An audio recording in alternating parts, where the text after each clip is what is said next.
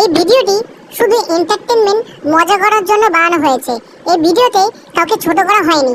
এই ভিডিওতে কেউ বাজে কমেন্ট করবেন না দয়া করে। উফ, কি গরম বাবা, আর পারি না গরমে। এ কি অবস্থা? এ তো গরমে গলে তো অমলেট হয়ে গেছে। কবি বলেছেন, যদি রোজ খেতে চাও মধু, তাহলে জিদ নয়, বৌদি পটাও শুধু।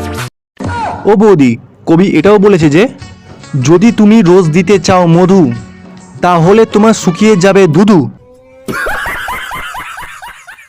আর হ্যাঁ বৌদি, তোমার মধুর চাকটা খুব বড়।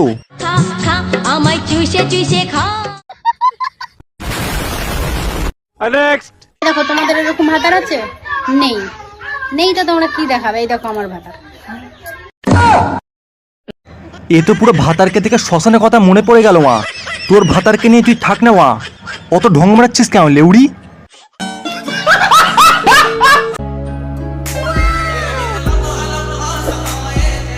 ও বৌদি, তোমরা এমন এমন ভিডিও করছো, তোমার ভিডিও দেখে আমার সোনা পাখি দাঁড়িয়ে যাচ্ছে।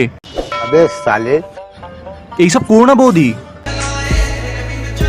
देखा आपने लापरवाही का नतीजा। बड़ा हरामी हो बेटा। নাইটি পরে ঘুমানোর যে কি শান্তি, সেটা শুধুমাত্র লুঙ্গি পরা ছেলেরাই বুঝবে। আর হ্যাঁ বৌদি, রাতে আমি প্যান খুলে ঘুমাই। আমি লুঙ্গি ফুঙ্গি পরি না। যেদিন ওই জায়গায় বিচে ঢুকে যাবে, সেদিন বুঝতে পারবে নাইটি পরা সুখ কাকে বলে। বলেন কি? জান খাইবা? দুধ খাওয়াতে এসেছে ভেজাল মাল কোথাকার। কেন খাবো তোমার এই দুধ? এই এই এই এই তোমার দুধ দেখে মনে হচ্ছে পুরো পাতলা। আমি ঘন তাজা মোটা দুধ খাই। আমি দুধের সাইজটা অনেক হলেও না, মানে তোমার দুধে ভেজাল আছে। আমি এই দুধ খাবো না।